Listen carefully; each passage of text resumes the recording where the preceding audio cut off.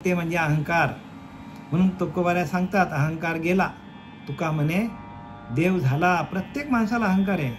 कोणाला देहाचा अहंकार आहे, कोणाला गुरुचा अहंकार आहे, तर कोणाला सौंदर्याचा अहंकार आहे, कोणाला प्रॉपर्टीचा अहंकार आहे,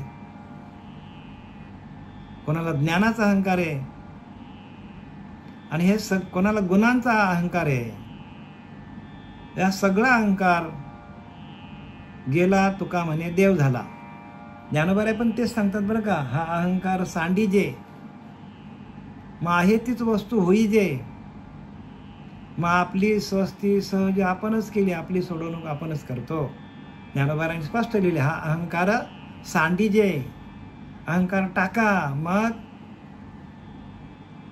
अहंकार सांडी जे आहे तीच वस्तू होई जे. आपण परब्रह्मच आहोत. प्रत्येक जीव हा परब्रह्म आहे. आणि एकदा का त्या परब्रह्माची ओळख झाली, त्याच्याशी एकरूप झालो, आपली सोडवणूक आपणच करतो. म्हणून हा अहंकार सांडी जे आहे तीच वस्तू होई जे. वस्तू म्हणजे आत्मतत्व. त्या आत्मतत्वाला आपण तिथल्या तिथेच जातो. पण हे सगळं आपल्यावर आवरण आलेली आहेत. आणि ही आवरणं त्या जीवाने धरलेली आहेत. आणि तो जीव काय करतो, सगळीकडे मी करत बसलाय. पण खऱ्या मीची ओळख नाही. तो खरा मी आतमध्ये बसलेला आहे, तो आत्मतत्व रूपाने आहे. आणि आपण तिथपर्यंत पोचत नाही. म्हणून आपली देहबुद्धी, आपल्याला भ्रांती झालेली आहे हे सगळं माझं आहे म्हणून. समर्थाने लिहिले की नाही, एका ठाई जन्मास आली ते तू कैसरी मानिले आपली पडत मूर्खा. म्हणजे शिकून मूर्ख झाले माणूस. कर्मयोगे सकळ मिळाली, एका ठाई जन्मास आली. कर्मधर्म संयोगाने आपली धर्मपत्नी, आपली मुलं, आपली बायको, मुलं आपल्याला कर्मधर्म संयोगाने आपल्याला भगवंताने दिलेले आहेत. कर्मयोगे सकळ मिळाली, एका ठाई जन्मास आली. एकाच घरामध्ये जन्माला आल्यात. ते तू आपली कैसेरी मानिली पडत मूर्खा. अरे शिकून मूर्ख झालास का, आपले आहेत काही. आणि पुढे सांगतात तुझं नव्हे तुझं शरीर.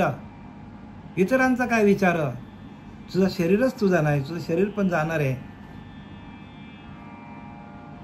तुझं नव्हे तुझं शरीर. इतरांचा काय, इतरांचा विचार कशाला करतोस. कारण आपलं शरीर पण आपलंच नाही. पण हा शरीर आपण आपल्याला समजतो आपला आहे. हाच माणसाचं काय आहे, हेच माणसाचं अज्ञान आहे.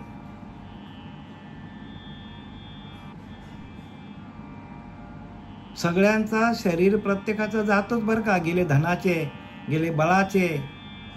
ज्यांच्याकडे धन होतं ते पण गेले. राजे महाराजे होते ते पण गेले. गेले बळाचे, गेले कुळाचे कुळवंत राजे. परंतु एकच राहिले. परंतु एकच राहिले. कोण राहिले, आणि ते कीर्ती रूपाने राहिले. प्रत्यक्ष नाही बरं का. प्रत्येकाला जावं इथं. देव आले, दानव आले, मानव आले, सगळ्यांना जावं लागतं इथे. गेले कुळाचे कुळवंत राजे, परंतु एकच राहिले, जे स्वरूपाकार झाले आत्मज्ञानी. बघा, आपल्या स्वरूपाशी एकरूप झाले आणि ज्यांनी आपल्याच आत्म्याचं ज्ञान आपल्या अंतःकरणामध्ये प्रकाशित केलं तेच राहिले. ज्ञानोबा राहिला, तुकोबा राहिला. कसं राहिला, तर कीर्ती रूपाने राहिला. आणि फक्त माणूस इथे कीर्ती रूपाने राहतो. मरावे परी कीर्ती रूपे उरावे. कीर्तीच्या रूपाने माणूस, प्रत्येक माणूस, प्रत्येक संत आले, मीराबाई आली, जनाबाई आली, सगळे काय झाले. जोपर्यंत बघा, आपण ज्यांचं भागवत वाचायला घेतलंय ते नाथ बाबा, बघा जोपर्यंत सृष्टी आहे तोपर्यंत त्यांची कीर्ती राहणार आहे. कीर्ती रूपाने बरं का, कीर्ती रूपाने. आणि ही कीर्ती आहे ना, ही कीर्ती फार महत्त्वाची आहे. आणि ते आपल्याला कमवायची. आपल्याला काय कमवायचं, प्रत्येकाला. कारण प्रत्येक देह जो आलेला आहे तो जाणारच आहे. देह काय करणार आहे, प्रत्येक देहाला जावं लागेल. मग देहाला चालवणारं जे आत्मतत्व आहे त्या आत्मतत्व आपल्या हातात यायला पाहिजे. ते आपल्या हातात आलं की आपल्याला जन्ममरणाचा फेरा चुकवता येतो. तर इथं काय सांगतात बघा, अध्याय एकनाथी भागवत अध्याय 22 आणि श्लोक क्रमांक 47 आणि ओवी क्रमांक, आता मी सुरुवात करतो बरं का, 68 पासून सुरुवात करतो आपण बरं का. बघा त्यात काय लिहिलंय.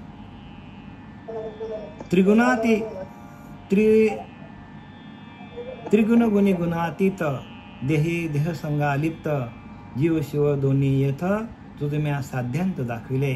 हे नेनोनिया समस्त देहात्मवादे झाले भ्रांत स्वर्ग नरकादी आवर्त योनी भोगवितच अभिमान. फक्त अभिमान आहे. अभिमान काय करतो माणसाला अनेक योनीमध्ये जन्माला घालतो. प्रत्येकाकडे अहंकार आहे, सूक्ष्म आहे तो अहंकार. अहंकार कसा आहे, आपली वाणीच अहंकारी आहे. अहंकार कशातून प्रगट होतो, आपल्या वाणीतून. आणि त्या वाणीचा अभ्यास आपल्याला दिलेला आहे पहिला. त्या सगळ्या वाण्या जोपर्यंत परा पश्चिंती मध्यमा वैखरी जोपर्यंत शुद्ध होत नाही तोपर्यंत आपल्याकडला अहंकार जाणारच नाही. आणि तो अहंकार घालवण्यासाठी आपल्याला संत आले, श्रीपाद बाबा, पांडुरंग देवकर बाबा. त्यांनी काय केलं आपल्याला, तर आपला पहिला जो काय बीज मंत्र आहे तो आपला अंतःकरण शुद्ध करून अंतःकरणामध्ये असलेला अहंकार घालवण्यासाठी आपल्याला दिलेला आहे तो. म्हणून नेनोनिया हे समस्त नेनोनिया हे नेनोनिया समस्त देहात्मवादे झाले भ्रांत. देहात्मवादे म्हणजे देहाचा अहंकार असलेले झाले भ्रांत. भ्रांती झाली त्यांना. देह आपला समजायला लागले. ते आपण देह नसून आपण आत्माच आहोत, पण ते देहाला आपलं समजायला लागलं आणि त्याच्यामुळे त्यांना भ्रांती झाली. स्वर्ग नरकादी आवर्त भोगी भोगवित अभिमान. आणि स्वर्गात त्या देहाला स्वर्गात जावं लागतो, नरकात जावं लागतो. का, तर देहाचा अभिमान योनी भोगवित अभिमान. आणि सगळ्या योनींना जातो. 184 योनीला जाण्यासाठी एकच कारणीभूत आहे आणि तो म्हणजे प्रत्येकाचा अहंकार. आणि अहंकार काय करतो, अहंकारच माणसाला जन्म मरणाच्या फेऱ्यामध्ये पुनरुपी जन्माला येणं, पुनरुपी मरणं, या जन्म मरणाच्या चक्रामध्ये सूक्ष्म येतो. आणि तोच दिसत नाही प्रत्येकाला. आणि म्हणून साधूंवर किंवा संतांवर एवढे प्रसंग आले, किती लोकांनी मारलं काय, काय केलं काय, अन्नात माती काय कालवली, तरी पण त्यांना अहंकार झाला नाही. का, तर त्या आपल्या स्वरूपाशी एकरूप झाले होते.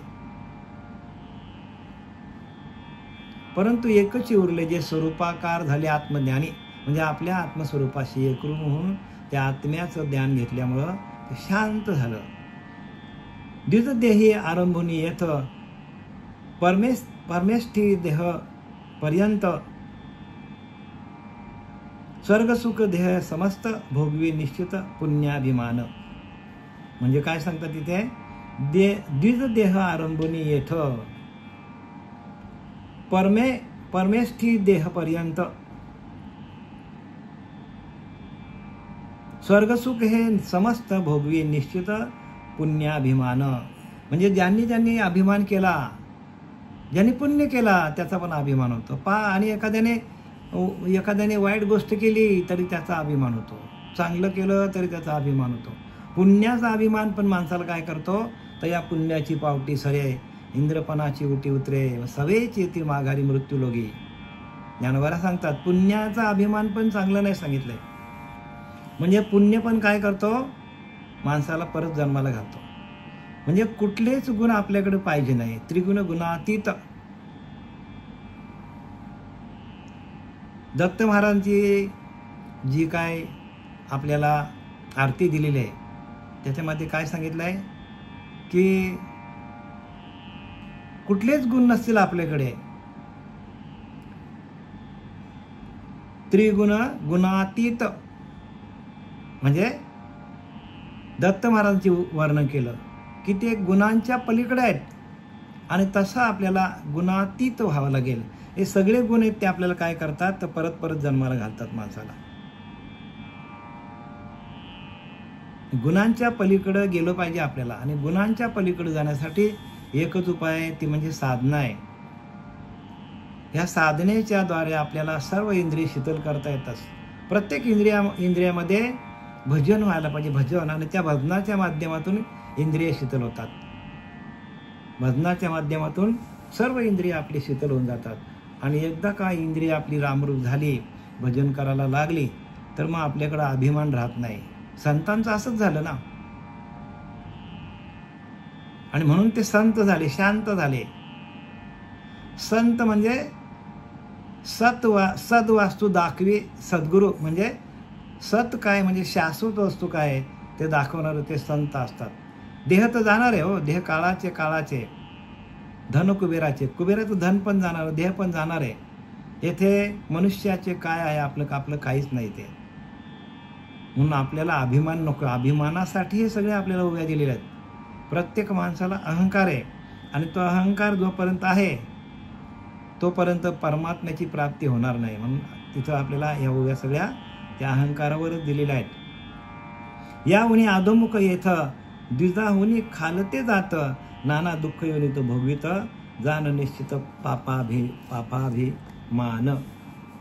म्हणजे इथे काय सांगतात की पाप झाले या संकल्पाने द्विजापेक्षा खालच्या योनीत जीव जन्म घेतो, दुःख भोगतो. आणि जर आपल्याकडनं पाप झालं गुणांच्या मार्फत, तर काय होतं, तर संकल्पाने द्विजापेक्षा खालच्या योनीत जीव जन्म घेतो आणि दुःख भोगतो. म्हणजे अधोगतीला जातो माणूस. आणि सगळं जे काय जगामध्ये चाललेलं आहे प्रत्येक मनुष्याकडनं, तो सगळे कर्म अभिमानातून होतात. म्हणून लिहिले अभिमान गेला तुका म्हणे. अभिमान माणसाचा जातच नाही शेवटपर्यंत. देह पडेपर्यंत अभिमान जात नाही. प्रत्येक गोष्टीचा अभिमान आहे माणसाला.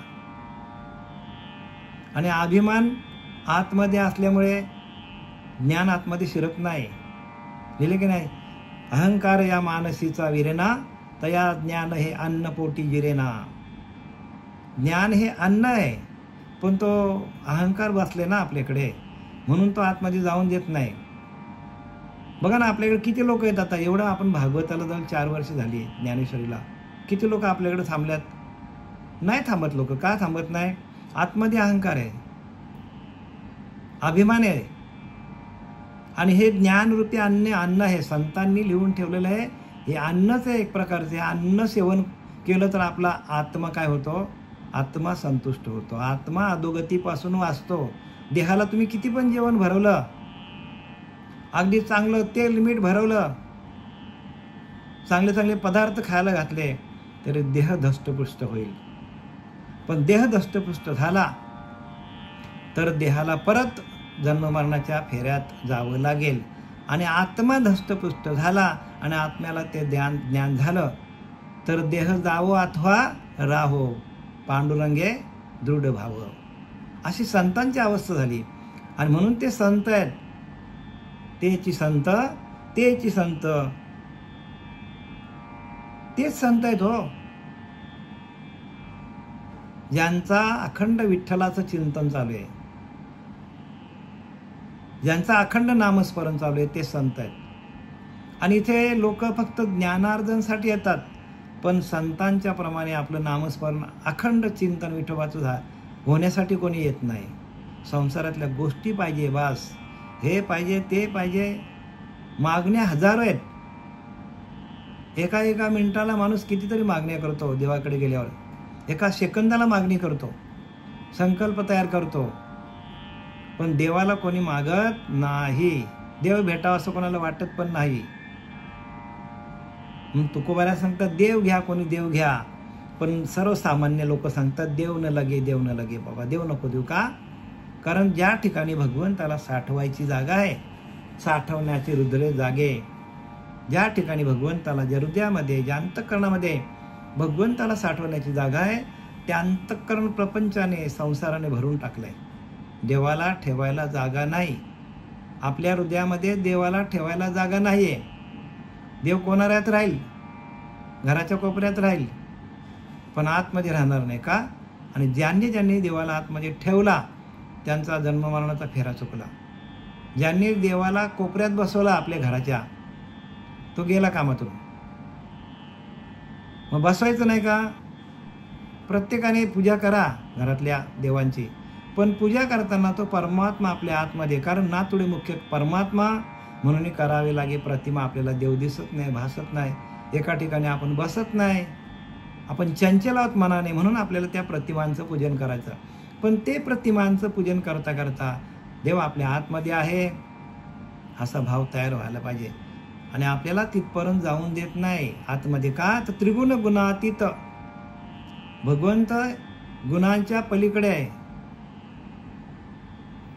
त्रिगुण गुणातीत दत्त हा जाणा, हा म्हणजे आपल्या आतमध्ये बसले तो गुणातीत आहे आणि त्याची आपल्याला ओळख नाही. आणि आपण गुणांनाच धरून बसले प्रत्येक माणूस. आणि सगळे गुण काय करतात माणसाला? सगळे गुणच माणसाला नाचवतात जन्माला आल्यापासून मरेपर्यंत. यावनी अधोमुख येथ द्विजावून खालते जात, नाना दुःख योनी भोगवित जाण निश्चित पापाभिमान. आणि हा अहंकार जो आहे ना तोच माणसाला पापाला कारणीभूत करतो. कारण अहंकाराने नाडला, तुका म्हणे वाया गेला. अहंकाराने नाडला, अहंकारच माणसाला नाचवतो आणि गुण वाढवतो अहंकारातून. हे तिन्ही गुण आहेत ना, हे तिन्ही गुणांच्या पलीकडे परमात्मा आहे. हे गुण जोपर्यंत आपल्या देहाकडे आहेत तोपर्यंत परमात्म्याची भेट होणार अजिबात नाही. म्हणून लिहिले की नाही, रज सत्व तम आहे ज्याच्या अंगी, याच गुणे जगी वाया गेला. रज तम सत्व आहे ज्याच्या अंगी, याच गुणे जगी वाया गेला. या जगामध्ये येऊन हे तिन्ही गुण ज्याच्याकडे आहेत तो वाया गेला सांगतात. आणि परमात्मा कसा गुणातीत आहे. येथे पाप पुण्य कर्माचरण ते वाढवित आहे जन्म मरण. यात विरला सौभाग्य जाण जन्म मरण छेदक. आणि इथं काय? पाप आणि पुण्याचे कर्माचरण जन्म मरण वाढवित असतो. म्हणजे पाप आणि पुण्य दोन्ही पण आपल्याला बाद करायला लागतील. पाप पण नाही आणि पुण्य पण नाही. पाप वाढला तरी जन्माला यावं लागेल आणि पुण्य वाढला तरी जन्माला यावं लागेल आपल्याला. मनुष्य देह आपल्याला जो मिळालेला आहे तो दोन्ही पाप आणि पुण्य ह्या आपल्याला 50% पाप आणि 50% पुण्य आपण मागच्या जन्मात केलेलं आहे. म्हणून आपल्याला नरदेह मिळालेला आहे. मग आपल्याला इथे 100% पुण्य करून त्या भगवंताला प्राप्त. कारण भगवंत कसा निर्मळ आहे, तिथे कुठलाच मळ नाही, आपल्याकडे भरपूर मळ आहे. भगवंत निश्चळ आहे, आपण चंचल आहोत. भगवंत अज आहे म्हणजे जन्माला येत नाही, आपण जन्माला आलोय. मग जिथून आपल्याला हा देह मिळालेला आहे त्या भगवंताला हा देह समर्पित करता आलं आणि देहाचा निराश झाला आणि या आत्मज्योत आपल्या त्या मूळ स्वरूपामध्ये आपल्याला जर लीन करता आली. आत्मज्योत आपली स्वतःची आत्मज्योत जी आहे, मग कापराच्या वाती उजळलेल्या ज्योती ठाईच समाप्ती झाली जशी. जशी कापराची ज्योत काय करते, स्वतःच पेटते आणि स्वतःच काय करते, विझून जाते. तसं आपल्याला ध्यानाला बसून चिंतन करता करता आपल्याला त्या आत्मज्योत जीवात्म्याला त्या शिवात्म्याशी एकरूप करून आपल्याला व्यापकतेला जाता आलं तर आपलं जन्ममरणाचा फेरा चुकेल. अन्यथा आपल्याला जन्ममरणाच्या फेऱ्यामध्ये परत यावं लागेल. पाप पुण्याचे कर्माचरण जन्ममरण वाढवित असतो. बघा, जन्माला येणं कारण काय? आपल्याकडनं पाप होतो आणि पुण्य होतो म्हणून आपण जन्माला येतो. म्हणजे जिथं पाप पण नाही ना पुण्य पण नाही, जोपर्यंत आपले देहबुद्धी येतो पण आपल्याकडे पापच होणार. आणि आत्मबुद्धी झाली, आत्मस्वरूपाशी एकरूप, आत्मचैतन्य असे आपण एकरूप झालो तर आपल्याला जन्ममरणाचा फेरा चुकवता येईल. म्हणून समर्थांनी लिहिले, जाणी जे परमात्मा निर्गुण तयासीच म्हणजे ज्ञान, त्या वेगळ्या अज्ञान सर्व काही. एका शब्दामध्ये सगळं खंडन करून टाकतात रामदास स्वामी. जाणी जे परमात्मा निर्गुण, कुठलेच गुण तुमच्याकडे नसतील, कुठलेच गुण बरं का, रजोगुण पण नाही, तमगुण पण नाही, सत्वगुण पण नाही. जाणी जे परमात्मा निर्गुण, आपल्याला तसं व्हावं लागेल, निर्गुणासारखं व्हावं लागेल. जाणी जे परमात्मा निर्गुण तयासीच म्हणजे ज्ञान, म्हणजे आपल्याकडे कुठलेच गुण नसतील तेव्हा जे आपल्याकडे स्फुरण असेल, जे चैतन्य असेल, शुद्ध चैतन्य आपल्याकडे असेल, तयासीच म्हणजे ज्ञान, त्याला ज्ञान म्हणतात. त्या वेगळ्या ज्ञान सर्व काही. आणि त्याला सोडून जे जे आपण करतो ते सगळं अज्ञानी सांगतात. मग आपल्याकडे गुणच आहेत, आपण आपले गुण कसे नाही, गुण कसे आपले जातील. आणि परमात्मा गुणात येते ना, आपण गुणांवरच अजून थांबलंय. आपल्याला त्रास गुणच देतात. आपल्याला रजगुण त्रास देतो, तमगुण त्रास देतो आणि सत्वगुण पण त्रास देतो. सत्वगुण तर एवढा त्रास देतो की एखाद्याला वाटतं की मी लय भक्ती करतो, मी एखाद्या मोठ्या पंथामध्ये जातो आणि त्याला अभिमान, गुरु केलाय त्या गुरुचा अभिमान, पैशाचा अभिमान. म्हणजे सत्वगुण जे आहे ते सत्वगुण माणसाला जास्त त्रास. कुठलाच गुण नाही पाहिजे आपल्याकडे. म्हणून मी काय सांगले की त्रिगुण गुणातीत दत्त हा जाणं, गुणांच्या पलीकडे तो दत्त आहे. त्रिगुण गुणातीत दत्त हा जाणं, हा म्हणजे आपल्या आतमध्ये आला तो, हा म्हणजे आत्मला तो, हा विठ्ठल बरवा, तो हा माधव बरवा. तो म्हणजे त्याला ओळखतो आपण, त्या दत्त महाराजांना, त्या विठ्ठल रुक्मांना आपण ओळखतो. पण ह्याला ओळखण्यानं हा म्हणजे आतमध्ये आलं ना. आतला जो आहे हा, तो हा विठ्ठल बरवा, तो हा माधव बरवा. ह्याची ओळख नाही ना आपल्याला. ह्याची ओळख आपल्याला जेव्हा आपण आतमध्ये जाऊ तेव्हा आपल्याला ओळख होईल त्याची. त्या दत्त महाराजांची ओळख आपल्याला कधी होईल तर जेव्हा आपल्याकडे कोणतेच गुण नसतील. गुणांच्या पलीकडे परमात्मा आहे.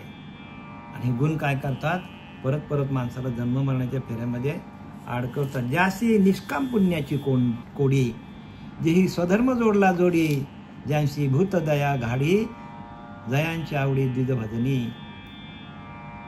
ज्यांशी निष्काम पुण्याची गोडी. बघा काय करतात माणसं की निष्काम कर्म करतात. हो, कुठलीच कामिक भक्ती करत नाही आणि सगळे लोक कामनेची भक्ती करतात. गुण आहेत म्हणजे कामना आली. हो, प्रत्येक माणूस हा काय करतो, कामनेची भक्ती करतो. कामनेची भक्ती इच्छिती धन संपत्ती. कामनेची भक्ती काय करतात, प्रत्येक माणूस जो जाईल ना, कुठल्याही पंथात गेला, कुठल्याही देवळात गेला तर लगेच काय करतो, तो कामना करतो. इच्छा आकांक्षा वाढवतो माणूस. आणि कामनेची भक्ती इच्छिती धन संपत्ती, म्हणजे धन संपत्ती वाढली पाहिजे. गाडी घोडा बंगला प्रॉपर्टी सगळं पाहिजे माणसाला. पण तयांच्या चित्ती बोध कैसा, यानं बराय सांगतात. त्यांच्या चित्तामध्ये बोध कसं काय असेल, त्यांच्या चित्तामध्ये सगळं संसारच भरलेला आहे.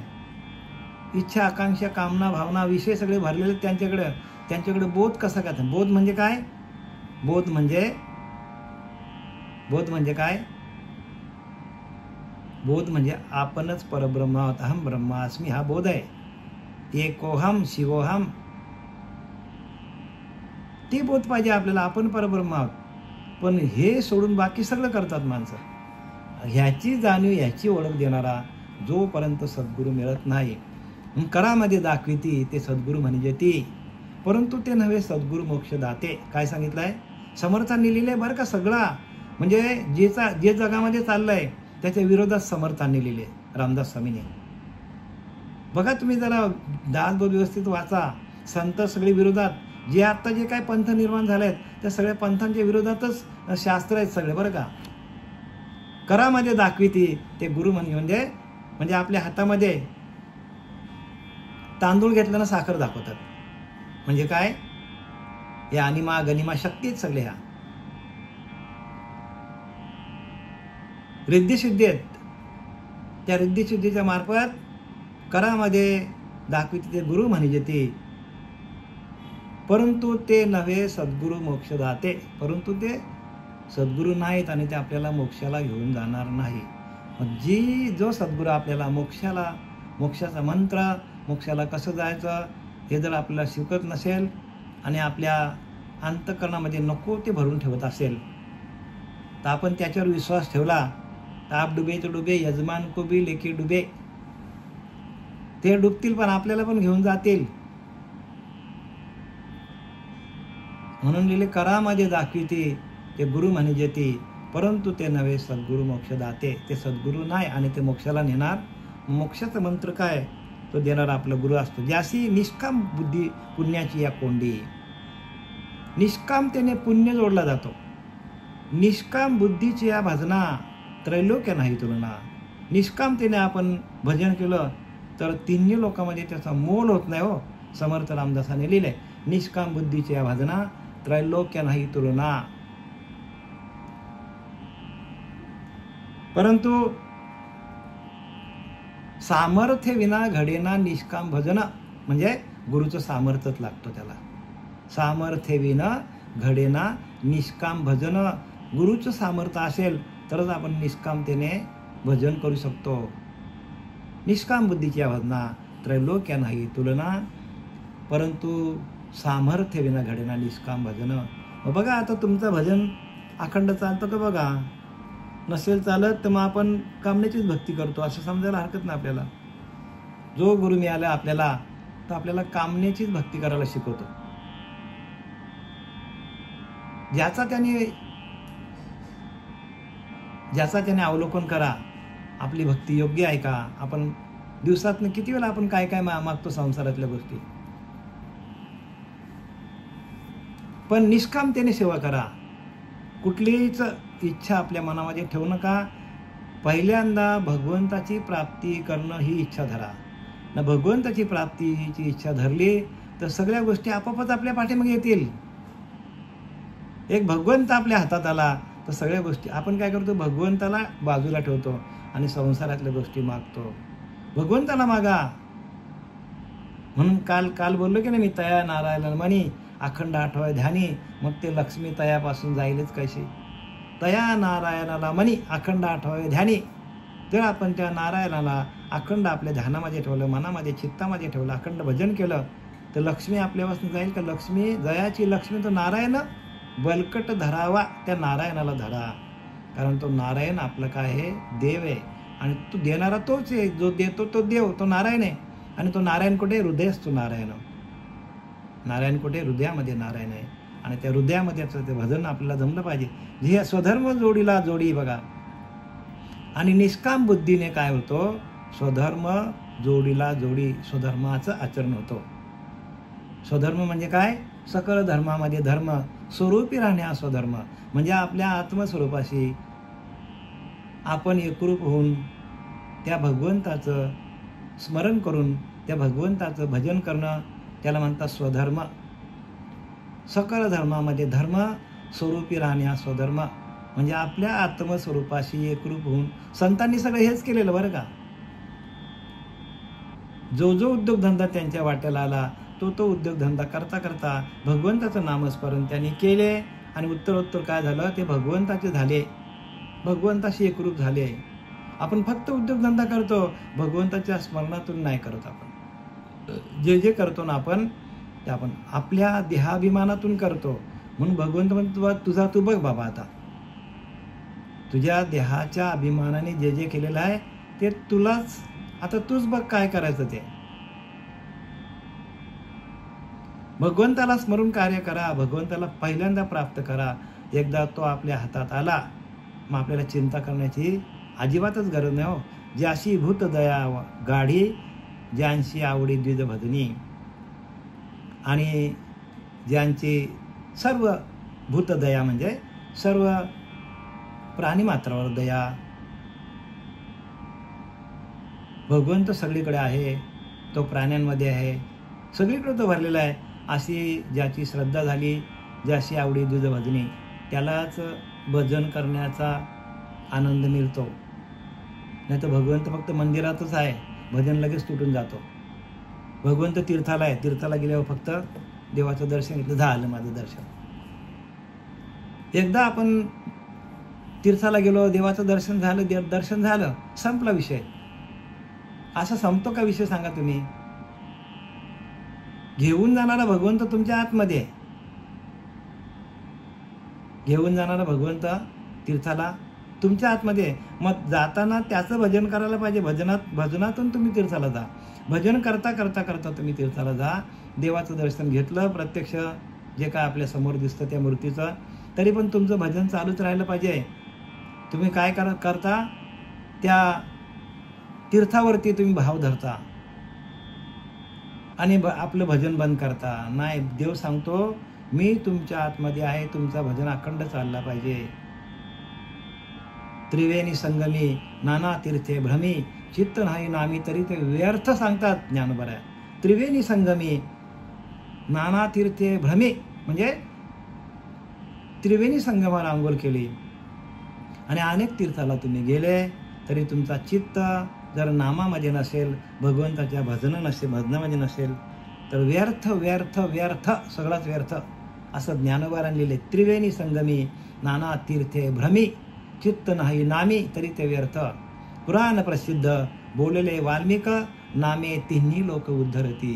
बघा काय सांगितलंय पुराणामध्ये प्रसिद्ध असलेला वाल्मिक ऋषीने सांगितलं आहे की बघ, मी ज्या नामातून तरलो, मला जे नाम नारदांनी दिलं, नारद महर्षांनी दिलं, त्या नारद महर्षींनी दिलेल्या नामातून माझा उद्धार झाला तर तिन्ही लोकांचा उद्धार होईल. म्हणजे पाताळ लोक, स्वर्गलोक आणि मृत्यूलोक हे तिन्ही लोकांचा उद्धार होईल.